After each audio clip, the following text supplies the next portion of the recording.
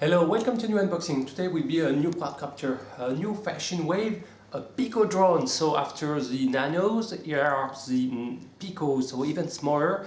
This is the DHD Drone D1. Okay, it's also branded by Cherson at Sex Stars, if I'm not wrong, and by another company, Florence. So it's exactly the same quadcopter here, the DHD.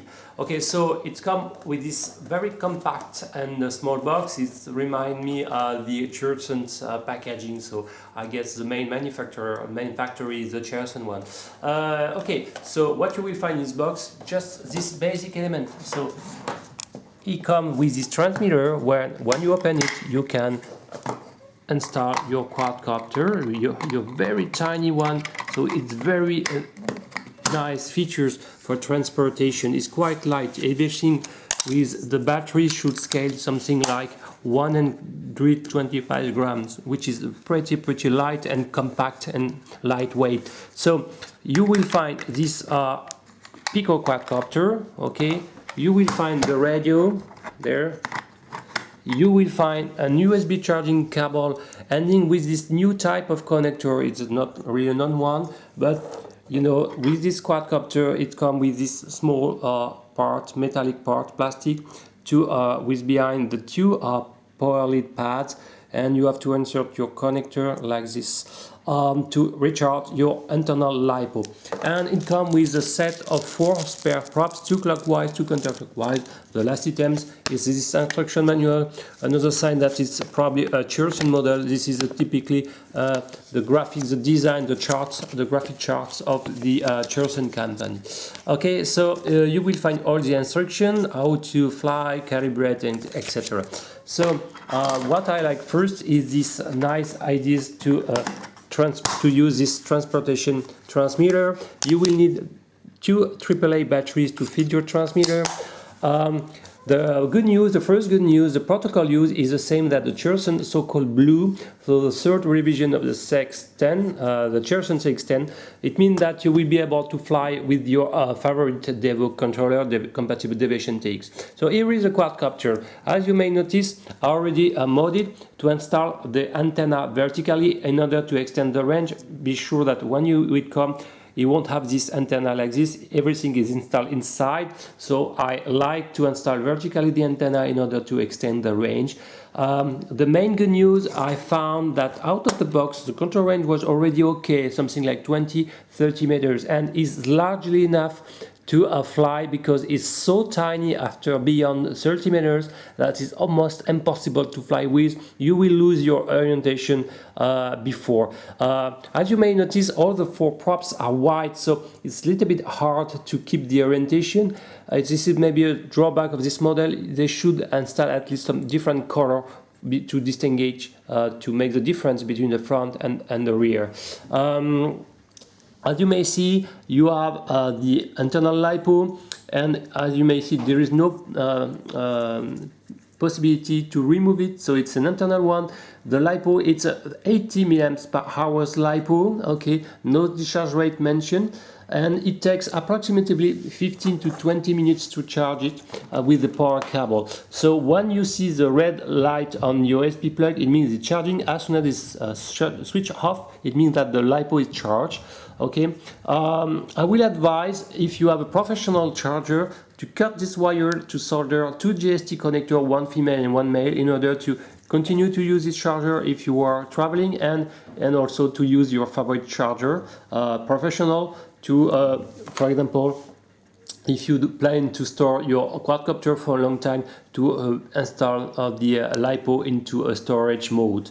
The motors are 4 mm by 12 mm. This is the smallest cordless motor I never seen, even smaller than the 6 mm by 12 of the nanos model like the Cherson CX10, so even smaller. So it's very tiny, and as you can see, the props are so tiny. I will give you some idea of the dimension, okay, with my caliper. So for example, props standalone, each of them scale less than 2 mm, 22 millimeters, okay, and diagonal motor to motor, the size is something like 31, okay, 32, and the diagonal is less than 30 centimeters. So it's more or less than 3 centimeters square picos, sorry. So the good news, it's the radio protocol, it's already compatible if you fly it with a Devo controller. So let's talk about the provided radio transmitter. You have this kind of cage to welcome the quadcopter. You have the main power switch button here, okay, and only the right pad button here are used to trim. The left, if you press on the left stick, click here, you can select up to the 2-speed mode, okay, beginner, expert mode, and the third one is to engage the headless mode. Okay, so when you hear 3 beeps, it means that you are in headless mode. Here is to perform a flip. If you right click on the right stick, it's performing the click. It's to engage the manual flips. That's good. So I said out of the box the control range was largely enough. More than 30 meters is enough. But if you want, you can install the antenna like this to extend your range. I will give you an indication of the weight. You will see that it's so light. Okay. This quadcopter scale 7 grams 6. It's just amazing, tiny, light. It's unbelievable to have such a lightweight model. So there are a lot of good news with this model. Light, compact. The system is a kind of shrink version of the Cherson CX-10. No problem at all. And you will see in a small demo flight. Okay, I will turn on the quadcopter. You will find some LEDs, blue on front, red on rear. It's more or less visible. You can maybe allow some night flying, but it's largely enough. You can turn on your quadcopter. To bind your quadcopter to harming, you have to push the throttle up, then down. When the LEDs become solid, it's harm. You can fly it. So I guess the basic calibrations of the gyros are the same. You have to push both sticks either in lower left, okay, or lower right. It should works. Well, maybe they change a bit the protocol. So I will give you the indication how to calibrate. But let's see how to fly it. So it's making this noise. So you will see the yaw. This is a yaw in beginner mode. Not bad, but you can see that it's so stable, and you have a very good vertical punch. Look, that is very nervous. That's a good point. Okay, 2 beep. I engage the expert mode. It's much faster. Very nice flyer. I am impressed how stable is this quadcopter. So let's perform a flip. Very tight and in the push in the air for 50 centimeters height in order to be sure to not lose altitude. It's very tight and compact. The yaw remains the same whatever the rate. So it's very good. You have something like 4 minutes and live flying duration time. That's pretty good. Why? Because I will land now. Because the ratio thrust capacities versus weight is even better than the Cherson CX-10. So in fact the flying duration is improved because the capacity of the motor versus the weight of less than 8 grams is better than Cherson CX-10. So definitively it's an amazing little flyers. Very docile, smooth, the yaw rate are good.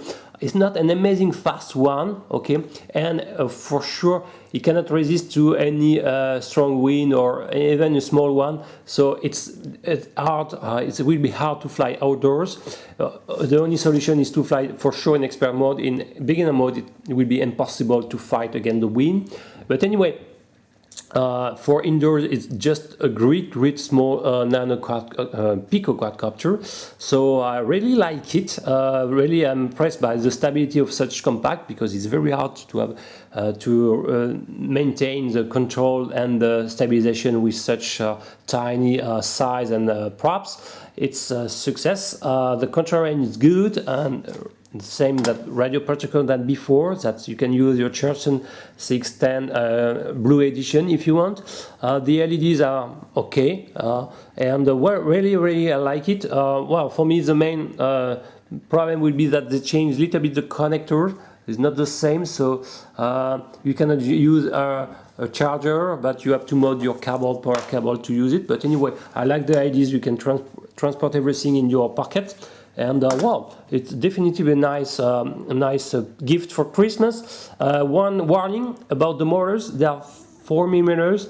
I think they are fragile and the durabilities should be short, so I strongly advise to order at least one clockwise and one counterclockwise motors to be sure to repair it. It's very easy to disassemble it. You just need to unscrew 4 tiny screws there, 1, 2, 3, 4, and you can access to everything. It's pretty easy to change. You will need to solder the new motors on the main PCB. Okay, I will end this unboxing and quick testing. Check my orders video because it was win-free when I tasted and I really like it. So if you like this video, please thumb it. If you like my channel in general, please subscribe. See you next time. Bye bye.